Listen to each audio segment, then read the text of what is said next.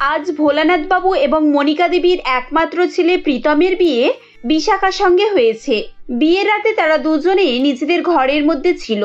এমন সময় হঠাৎ প্রীতম চিৎকার করে বলে, ইস, এ কি? তুই সরে যা, আমার কাছ থেকে দূরে সরে যা। প্রীতম, কি হয়েছে? তুমি এভাবে বলছো কেন? আমি তো তোমার স্ত্রী। কি স্ত্রী? আরে আরে, তুই আমার স্ত্রী না, তুই হলি প্রতারক। এসব করে আমাকে তুই পেতে চেয়েছিস। এক্ষুনি বেরিয়ে যা বলছি আমার বাড়ি থেকে, আমি যেন তোর মুখ না আর দেখতে পাই। এই বলে প্রীতম বিশাখাকে তার ঘর থেকে বের করে দেয়। বিশাখা ডাইনিং রুমে এসে কান্নাকাটি করতে থাকে। তখন সেখানে প্রীতমও আসে। চিৎকার চেঁচামেচির শব্দ শুনে প্রীতমের বাবা মাও সেখানে এসে উপস্থিত হয়। তখন প্রীতম বলে, মা, তুমি তো বলেছিলে দেখে শুনে বউ আনবে। এটা তোমার দেখে শুনে বাছাই করা মেয়ে? এই মেয়েকে তুমি আমার বউ হিসাবে বাড়িতে এনেছো? আরে ব্যাপারটা কি? আমি জানি না মা, আমি তো শুধুমাত্র ওনার হাতটা ধরতে গিয়েছিলাম, আর উনি সঙ্গে সঙ্গে এভাবে চিৎকার করে উঠলেন। কি হয়েছে না হয়েছে আমি তো কিছুই বুঝতে পারছি না। ও, তাহলে এরকম ব্যাপার। আমি কি করে জানবো বাবা? আমি তো ওর বাড়ির লোককে সাদা সরল ভেবে বিশ্বাস করেছিলাম।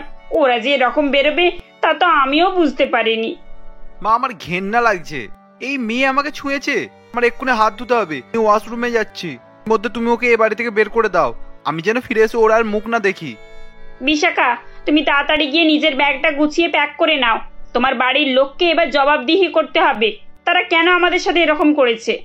কিন্তু মা, এই রাত 1টার সময় বিয়ের পোশাকে আমি কোথায় যাব? আপনারা কেন আমার সাথে এরকম করছেন? প্রীতম আমাদের একমাত্র ছেলে, ওর জীবনে কোনো কিছুর অভাব নেই। ও এই বিয়েতে রাজি হয়েছিল বলে আমরা তোমার সঙ্গে ওর বিয়ে দিয়েছি। এখন ও তোমার সঙ্গে সংসার করতে চায় না, এতে আমাদের কিছু করার নেই। তুমি তৈরি হও, ডিভোর্সের পর ও তোমাকে বাড়িতে ছেড়ে দিয়ে আসবে। বিশাখা অনেক কান্নাকাটি করে এবং ভোলানাথ বাবু ও মনিকা দেবীর কাছে হাত জোড়ো করে রিকোয়েস্ট করতে থাকে, কিন্তু তারা কেউই তার কথা শুনতে চায় না। বাধ্য হয়ে বিশাখা তাদের বাড়ি ছেড়ে বেরিয়ে আসে এবং ড্রাইভার তাকে গাড়িতে করে তার বাপের বাড়িতে ছাড়তে যায়। রাস্তায় যেতে যেতে বিশাখা অনবরত কান্নাকাটি করছিল। বুঝতেই পারছিল না যে কি এমন হয়ে গেছে যার জন্য তার স্বামী শ্বশুরবাড়ির লোকেরা তাকে এভাবে বাড়ি থেকে তাড়িয়ে দিল। সে সেই রাতের কথা মনে করছিল। বিয়ে হয়ে আসার পর সে যখন ঘরে প্রবেশ করে, বৌমা এসো, আজ এতদিন পর আমার ছেলের যোগ্য বৌমা আমি পেয়েছি। যাও মা, তুমি এবার ঘরে গিয়ে রেস্ট নাও। কদিন ধরে তোমাদের খুব ধকল যাচ্ছে। আজ থেকে তোমরা আরাম করবে। আর আমি তোমাদের জন্য হানিমুনের টিকিট বুক করে রেখেছি। 1 মাস তোমরা বিদেশে কাটিয়ে আসবে। থ্যাংক ইউ মা। আরে, এতে থ্যাঙ্কস জানানোর কি আছে? তুমি আমার ছেলের বউ। আমার ছেলে যাকে পছন্দ করেছে তাকে আমরাও একেবারে নিজের করে রাখবো। এবার যাও, অনেক রাত হয়ে গেল। বিশাখা তার রুমে আসার পর প্রীতম তাকে বলে, বিদিশা, তুমি এত সুন্দর যে তোমার দিকে চোখ ফিরিয়ে নেওয়া যায় না, কিন্তু আমি এরকম পুরুষ না যে মেয়েদের উপর জোর খাটাবো। যাও, তুমি ফ্রেশ হয়ে আসো, আমি তোমার জন্য এখানে অপেক্ষা করছি। সত্যি আমি তোমাকে স্বামী হিসাবে পেয়ে আর তোমার বাবা মাকে শ্বশুর শাশুড়ি হিসাবে পেয়ে খুবই ভাগ্যবান। আমার জীবনে যে এত ভালো পরিবারের স্বাদ লেখা আছে আমি কখনো কল্পনা করতে পারিনি। সত্যি সারাদিন এই মেকআপে থেকে আমার খুব কষ্ট হচ্ছে। আমি গিয়ে ফ্রেশ হয়ে আসছি, কেমন? এরপর বিশাখা বাথরুমে যায়। সে মেকআপ তুলে ফেলে। এরপর ফলস চুল খুলে নিজের মাথা ভালো করে ছেড়ে নেয়। তারপর ব্যাগ থেকে নিজের চশমা বার করে পরে নেয়। এসব হয়ে যাবার পর সে প্রীতমের কাছে আসে এবং তার হাতের উপরে হাত রেখে বলে, শোনো, আমি ফ্রেশ হয়ে গেছি, এবার তুমি ফ্রেশ হয়ে নাও, তারপর আমরা কথা বলবো। ঠিক এমন সময় প্রীতম বিশাখার দিকে তাকিয়ে চমকে ওঠে এবং চিৎকার করতে শুরু করে। বিশাখা এই সবই ভাবছিল। ঠিক তখনই ড্রাইভার বলে, ম্যাডাম, আমরা প্রায় এসে গিয়েছি। কি, আমি পৌঁছে গেছি? ও আচ্ছা। ড্রাইভার বিশাখার মনের অবস্থা বুঝতে পেরে বলে, ম্যাডাম, আপনি কিছু মনে করবেন না, আমরা জানতাম এরকমটাই হবে। আসলে ছোট স্যার সবসময় রূপের পিছনে ছোটেন, সুন্দরী মেয়ে ছাড়া তিনি কিছুই দেখতে পান না। আপনাদের উচিত ছিল যে ওনাকে সত্যি কথাটা বলে তারপর বিয়ে করা। এখন আর কি করবেন বলুন, সবই কপাল। এরপর বিশাখা তার মায়ের বাড়িতে গিয়ে কলিং বেল বাজায়। এত রাতে বিশাখাকে ব্যাগপত্র নিয়ে ফিরে আসতে দেখে সবাই খুব অবাক হয় এবং তার 2 বৌদি রেখা ও মিনা বলে, বিশাখা, তুমি কি হয়েছে এত রাত্রে এভাবে? বিশাখা, তুমি ঠিক আছো তো? কি হয়েছে বলবে তো তোমার? আর তুমি একা কেন? জামাইবাবু কোথা? বৌদি, দাদা, ওরা আমাকে বাড়ি থেকে বের করে দিয়েছে, ড্রাইভারকে দিয়ে এখানে পাঠিয়ে দিয়েছে। তুমি কি বলছো? কিন্তু ওরা কেন এরকম করেছে? পুরো কথা পরিষ্কার করে বলো বিশাখা, আমাদের খুব চিন্তা হচ্ছে। বৌদি, প্রীতম একটা সুন্দরী আর স্মার্ট মেয়ে চাই। আমার মতো মুখে দাগ চশমা পরা মেয়ে ওর একেবারে পছন্দ নয়। দেখাশোনার দিন থেকে তোমরা আমাকে সবসময় মেকআপের মধ্যে রেখেছো, যাতে করে আমার দাগ না বোঝা যায়। তার উপরে আমি কখনোই বিনা চশমায় ওর কাছে যাইনি। আজকে আমাকে এই রূপে দেখে ও আমার উপরে ঘৃণা করেছে, তাই ও আমার সাথে সংসার করতে চায় না। এসব কথা শুনে বিশাখা দাদা অমল বলে, কি শুধুমাত্র এই কারণের জন্য প্রীতম তোকে বাড়ি থেকে বের করে দিয়েছে? ওর মধ্যে এত অহংকার রয়েছে? আমিও দেখে নেব ও তোকে কি করে বাড়ি থেকে বের করতে পারে। আমরা কাল সকালে পুলিশের কাছে যাব ওর নামে রিপোর্ট করতে। এসব তুমি কি বলছো? মাথা ঠান্ডা করে কাজ করো। এভাবে পুলিশের কাছে গেলে কোনো রকমের সলিউশন পাওয়া যাবে না। উল্টে পুলিশ ওদের হয়েই কথা বলবে। যারা টাকা পয়সাওয়ালা তাদের কাছে সব পাওয়ার থাকে। তাহলে আমি কি করব? এভাবে হাতের উপর হাত রেখে বসে থাকবো? না, তুমি একবার ও বাড়িতে ফোন করো। আমরা মেয়ে পক্ষ তো, আমাদেরকে সবসময় মাথা নিচু করেই থাকতে হবে। এভাবে হুটহাট করে সংসার ভাঙা ঠিক নয়। তুমি ওদের কাছে রিকোয়েস্ট করো, তারপরে দেখা যাক কি হয়। এরপর অমল মনিকা দেবীকে ফোন করে আর বলে, হ্যালো আন্টি, আমি বিদিশার দাদা অমল বলছি। আন্টি কি হয়েছে? আপনারা এইভাবে বিদিশাকে রাতের বেলা আমাদের বাড়িতে পাঠিয়ে দিলেন। কোনো সমস্যা হলে আমরা সকলে মিলে বসে ব্যাপারটাকে মিটিয়ে নেব। তোমরা যা করেছো তা মেটানোর নয়। আরে তোমাদের ভাগ্য ভালো যে আমি তোমাদের নামে পুলিশে কেস করিনি। তোমরা তো আমাদেরকে ঠকিয়েছো, একরকম মেয়ে দেখিয়েছো, আর বিয়ের পর তার আর এক রকম রূপ দেখছি। এরকম মেয়েকে তো আমি আমার বাড়ির চাকরও করব না। ভাবলে কি করে তোমরা যে এই কুৎসিত বোনটাকে আমার ছেলের সঙ্গে বিয়ে দিয়ে তুমি শান্তি পেয়ে যাবে? আন্টি আপনি এভাবে কি করে বলছেন? আমার বোন তো মোটেই কুৎসিত না, শুধু মুখে যে কয়েকটা দাগ আছে, তার জন্য আপনারা এইভাবে অত্যাচার করবেন? আচরণের তোমরা এখন দেখেছো কোথায়? এরপর যদি আর ফোন করেছো না, তাহলে সোজা পুলিশ থানায় গিয়ে দেখা হবে। এই বলে মনিকা দেবী ফোন রেখে দেয়। অমল আবার ফোন করে, কিন্তু এবার তিনি আর ফোন রিসিভ করেন না। এদিকে এইসব ঘটনা ঘটে যাওয়ার পর বিশাখার জীবন পাল্টে যায়। সে সারা দিন নিজেকে এক ঘরের মধ্যে বন্দি করে ফেলে। দিন রাত সে কান্নাকাটি করত এবং খাওয়া দাওয়া করত না। এভাবে ধীরে ধীরে সে অসুস্থ হয়ে ওঠে। প্রায় 1 মাস এভাবে কেটে যায়। একদিন বিশাখার বৌদি তার কাছে এসে বলে, বিশাখা, তুমি আর কতদিন এভাবে নিজেকে কষ্ট দেবে? এসব ছাড়ো, উঠে দাঁড়াও এবারে। নিজের জীবনটাকে উপভোগ করো। একদিনের বিয়েতে কারো জীবন এভাবে নষ্ট হয়ে যায় না বিশাখা। হ্যাঁ বিশাখা, তুমি মনে জোর আনো। একটা বড়লোক বাপের বিগড়ে যাওয়া ছেলে তোমার জীবন নষ্ট করে দিয়েছে। এটা ভেবে তুমি যদি এরকম হার মেনে বসে থাকো, তাহলে কি করে চলবে? তোমাকে কষ্ট দিয়েছে, এর জবাব তোমাকেই দিতে হবে। আমি কি করে পারি বৌদি? আমি তো ওর সামনে গিয়ে দাঁড়াতেও পারবো না। ও আমাকে ঘৃণা করে। নিজেকে এত কম মনে করো না বিশাখা। আজকে তো ও তোমাকে ওর জীবন থেকে সরিয়ে দিয়েছে, আর তুমি কান্নাকাটি করছো। একদিন এমনও দিন আসবে যেদিন ও তোমাকে পাওয়ার জন্য কান্নাকাটি করবে, আর তুমি ওকে দূরে করে দেবে। এইসব কখনই সম্ভব নয় বৌদি। ও হলো কোটিপতি বাপের একমাত্র ছেলে। ওর জন্য আমি কেন? আমার থেকে 10 গুণ সুন্দরী মেয়ে লাইনে অপেক্ষা করছে। ঠিক আছে, সে দেখাই যাবে। তুমি এখন উঠে দাঁড়াও আর তৈরি হয়ে নাও, আমরা একটা জায়গায় যাব আজকে। এরপর রেখা এবং মিনা বিশাখাকে নিয়ে একটি বড় পার্লারে যায় এবং তার মেকওভার করায়। প্রায় সারাদিন পার্লারে থাকার পর বিশাখা অনেক পাল্টে যায়। তার চুল একেবারে সিল্কি এবং সুন্দর হয়ে যায়। মুখে অনেক গ্লেজ দেখা দেয়। তখন মিনা বলে, বিশাখাকে তো দারুণ সুন্দর লাগছে। ও অনেক পাল্টে গেছে রেখা। হ্যাঁ, আগে থেকে অনেক সুন্দরী হয়ে গেছে, কিন্তু এখনো অনেক কাজ বাকি আছে। আমাদেরকে এবার আই হসপিটালে যেতে হবে। এই চশমার একটা কিছু ব্যবস্থা করতেই হবে। এই বলে তারা বিশাখাকে নিয়ে চোখের হাসপাতালে যায়। সেখানে অ্যাপয়েন্টমেন্ট করানোর 1 সপ্তাহ পর বিশাখার চোখে লেজার অপারেশন হয় এবং সেখানে ডাক্তার মিসেস বসু বলেন, দেখো বিশাখা, তোমার চোখের অপারেশনটা সাকসেসফুল হয়েছে। এই ড্রপটা 15 দিন চোখে লাগাবে। তারপর থেকে আর চশমা পরার প্রয়োজন হবে না। আমি তোমার ঘটনা পুরোপুরি শুনেছি। তোমার জীবনে এই পরিবর্তনটা অবশ্যই দরকার। তবে হ্যাঁ, চোখে একটা লেন্স লাগিয়ে রেখো। এত সহজে তোমাকে চেনা যাবে না। আর একটা কথা, আমার হাজবেন্ড হচ্ছে ডার্মাটোলজিস্ট। তুমি একবার ওনার কাছে গিয়ে ট্রিটমেন্ট করিয়ে নাও। তোমার স্কিন একেবারে বাচ্চাদের মতো হয়ে যাবে। যখন তুমি মেকওভার করাচ্ছ তখন ভালোভাবে করানোটাই better. Best of luck for your future. এভাবেই তারা ডার্মাটোলজিস্টের কাছে যায় এবং প্রায় 2 মাস চিকিৎসা করার পর বিশাখার স্কিন একেবারে সুন্দর হয়ে যায়। এর মাঝেই সে জিম জয়েন করে এবং গ্রুমিং ক্লাসও করে। যার ফলে বিশাখা পুরোপুরি পাল্টে একেবারে স্মার্ট সুন্দরী একটা মেয়েতে পরিণত হয়ে যায়।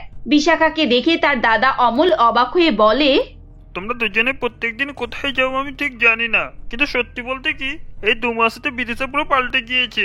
ওকে তো চেনাই যাচ্ছে না, বাইরের লোক দেখলে তোকে চিনতেই পারবে না। এইটাই তো আমরা চাই, এবারেই তো আসল খেলা শুরু হবে। বিশাখা, তুমি আজকে প্রীতমের অফিসে যাবে।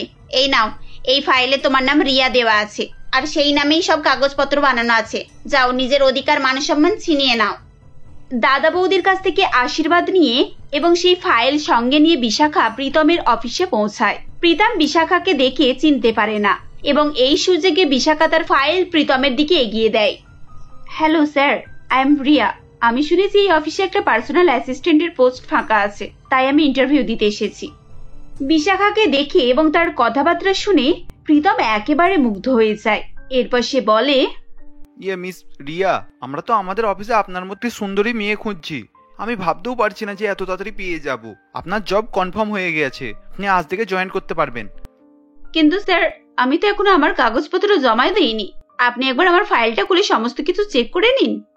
তার কোনো প্রয়োজন নেই, আজ থেকে তুমি আমার পার্সোনাল অ্যাসিস্ট্যান্ট। শোনো, পার্সোনাল অ্যাসিস্ট্যান্টের কাজ পুরোপুরি ভালো করে বুঝে নাও। আমাকে কিন্তু 24 ঘন্টা আমার সঙ্গে থাকতে হবে। ও হ্যাঁ স্যার, নিশ্চয়ই।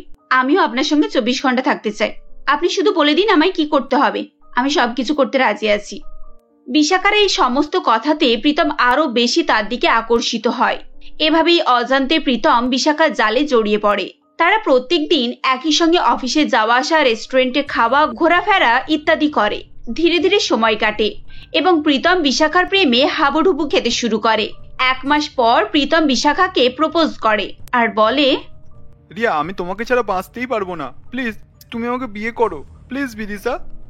প্রীতম, তুমি জানো তো আজকাল ফ্রিতে কিছু হয় না। আমি কি ভরসায় তোমাকে বিয়ে করব? কাল যদি তোমার বাবা মা আমাকে বাড়ি থেকে বের করে দেয়, তাহলে আমার হাতে কি থাকবে বলো? রিয়া, তুমি কি চাও বলো? সবকিছু তোমার নামে করে দেবো, রাজি হবে? এই অফিসের প্রপার্টি সবকিছু আমার কিছুই যায় আসে না, আমি শুধু তোমাকেই চাই। এভাবে বিশাখা প্রীতমকে নিজের হাতের মুঠোই করে নেয় এবং সমস্ত প্রপার্টি ও বিজনেস নিজের নামে করে নেয়। এরপর সে বিয়ের দিন আর সেখানে যায় না। প্রীতম সব জায়গায় ফোন করে বিশাখার কথা জানার চেষ্টা করে, কিন্তু তার কোনো খোঁজ খবর পাওয়া যায় না।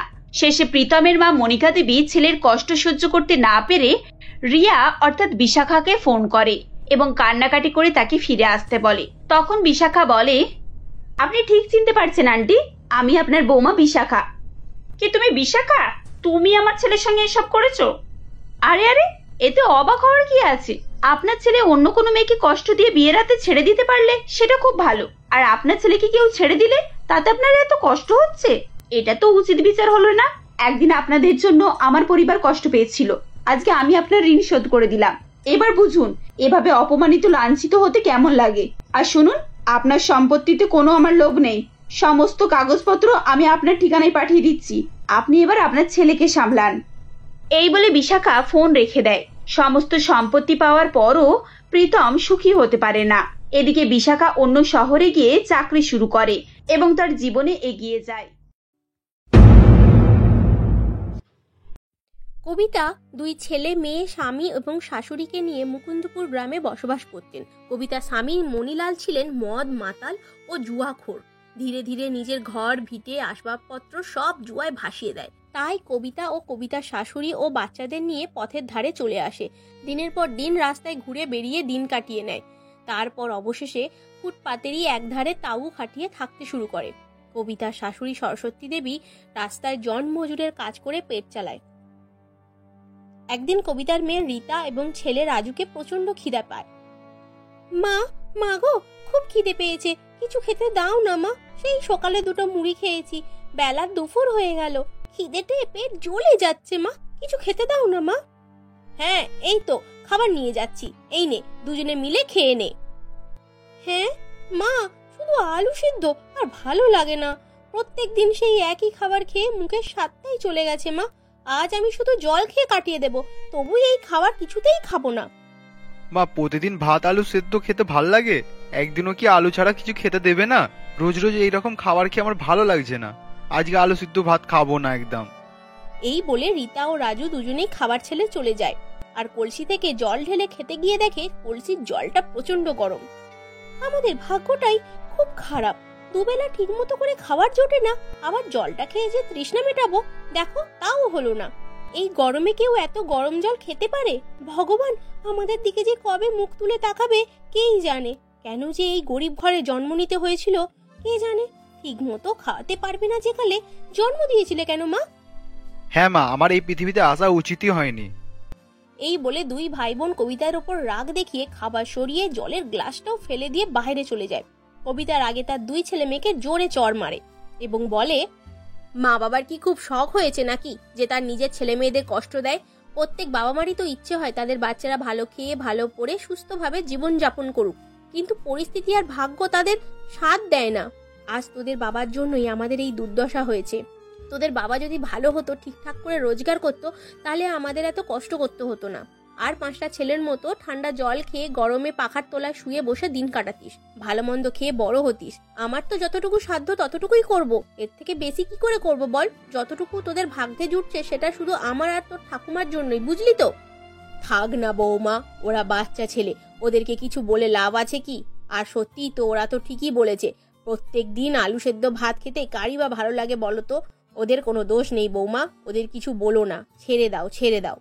এইসব কথা বলতে বলতে কবিতার স্বামী মণিলাল নেশার ঘরে ঢুকে পড়ে ঘরে। তারপর তার স্ত্রীকে যা তা বলতে থাকে। আরে আমার কথা বলে তোমার শখের ছেলেরা কান ভারী করছে। ওদের বাবা নেশা করে আর তুমি রোজগার করো বলে তুমি ভালো হয়ে গেছো। ঠিক আছে, কত ভালো দেখে নিচ্ছি, আজকে কিছু টাকা দাও তো দেখি, আমার খুব দরকার আছে। তোমার কি দরকার তা আমি জানি না, এই সব নিয়ে গিয়ে তো ওই জুয়ার আসরেই বসবে, এটাই তো? আবার বড় বড় কথা হচ্ছে, এক্ষুনি দিবি নাহলে তোকে সমেত ঘর জ্বালিয়ে দেব। বৌমা ওকে বেশি ঘাঁটিও না, টাকা যা আছে দিয়ে দাও, না হলে এই বাচ্চাগুলোকে নিয়ে আমাদের পথে বসে থাকতে হবে। এই বলে কবিতা নিজের কাছে জমানো 100 টাকা ছিল, সেটা মণিলালকে দিয়ে দেয়। তারপর শাশুড়ি আর বৌমা মিলে একটু দূরেই বড় জঙ্গল আছে, সেই জঙ্গলে কাঠ কাটতে চলে যায়। জঙ্গল থেকে কাঠ এনে চুলায় রান্না করে তাদের দুবেলা খাবার তৈরি হয়। এইভাবেই প্রত্যেক দিন জঙ্গল থেকে শাশুড়ি বৌমা মিলে কাঠ কেটে আনে, তারপর রান্না করে। একদিন কাঠ কাটতে গিয়ে জঙ্গলে সরস্বতী দেবীর চোখে পড়ে এক গরিব বুড়ি অনেক ঘাস জড়ো করে রেখেছে। সরস্বতী দেবী ওই বুড়িটাকে জিজ্ঞাসা করে, এই ঘাসগুলো দিয়ে আপনি কি করবেন? এত ঘাস জড়ো করেছেন, গরু ছাগল আছে মনে হয়? না না না না, গরু ছাগল নেই, আমাদের গ্রামে বৃষ্টিতে সব ঘর পড়ে গেছে, তাই এই ঘাসগুলো নিয়ে গিয়ে একটা ঘাসের ঘর বানাবো।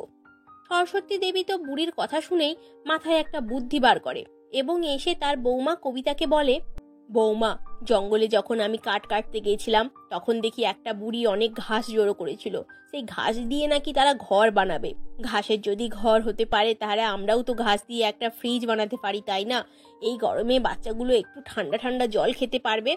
ঠিক বলেছেন মা, ঘাসের একটা ফ্রিজ বানিয়েই দেখা যাক না। এই বলে কবিতা এবং সরস্বতী দেবী দুজনে জঙ্গল থেকে কিছু কাঠ কেটে নিয়ে আসে। সেই কাঠ দিয়ে ফ্রিজের বডিটা বানিয়ে নেয় এবং তার উপরে কিছু ঘাস লাগিয়ে দেয়। এরপর একটা সুন্দর ফ্রিজ বানিয়ে নেয় এবং সেই তিরপরের ঘরের এক কোণে রেখে দেয়। বেশ কিছুদিন রাখার পর তিরপরের ঘরটা ঠান্ডায় বরফ হয়ে যায়। তখন রাজু আর রীতা দুজনে মিলে মাকে ডাকে এবং জিজ্ঞাসা করে, মা, ও মা, তাড়াতাড়ি এখানে দেখবে এসো, ঘরটা কিরকম ঠান্ডা হয়ে যাচ্ছে। হ্যাঁ মা, ফ্রিজটা রাখার পর যেন আস্তে আস্তে সমস্ত ঘরটাই ঠান্ডা হয়ে যাচ্ছে না? সরস্বতী দেবী ও কবিতা এসে দেখে সত্যিই তো ঘরটা বেশ বরফ হয়ে গেছে। তবে যাই হোক না কেন, ভালোই হয়েছে, বাচ্চাগুলো এরকম গরমে আরাম পাবে। বাহ, আমাদের এতদিন পর একটা ফ্রিজ হয়েছে, এতে খুব ভালো হলো, বলো মা? এসব দেখে কবিতার মাথায় একটা বুদ্ধি আসে। মা, আমারই যদি এই ঘর বানাই তাহলে তো অনেক বড় ঘর হতে পারে, আর আমরা সবাই মিলে আনন্দে সেই ঘরেই তো থাকতে পারবো। ঠিক বলেছো বৌমা, তুমি এই ঘাস দিয়ে তাহলে ঘর বানাবে, ঠিক করেছো। এই বলে জঙ্গল থেকে সরস্বতী দেবী এবং কবিতা দুজনে মিলে প্রচুর ঘাস নিয়ে আসে এবং সেই ঘাস দিয়ে সুন্দর একটা ঘর তৈরি করে। তাতে ঘাসের ওই তৈরি ফ্রিজটা রেখে দেয়। এখন মিলেমিশে সবাই সেই ঘাসের ঘরের মধ্যে থাকতে শুরু করে এবং শাশুড়ি বৌমা মিলে একটা বড় হোটেল বানায় এবং সেটা চালায়। মা, আমাদের আর কোনো অসুবিধা নেই, আর কোনো কষ্ট দুঃখ কিছুই নেই, আমরা এখন খুব সুখে শান্তিতে আছি। বলুন, আমাদের কাছে এখন আছে অনেক বড় একটা হোটেল, সেই হোটেলে অনেক লোকেরা শান্তিপূর্ণভাবে এসে খাওয়া দাওয়া করে যাচ্ছে, তা দেখে আমার খুব ভালো লাগছে মা। এখন কবিতা সরস্বতী দেবী দুজনে মিলে বড় একটা হোটেল চালায়। সেখানে বিভিন্ন ধরনের লোকেরা খাওয়া দাওয়া করে এবং গরিবের জন্য বিনামূল্যে খাওয়ার ব্যবস্থা আছে।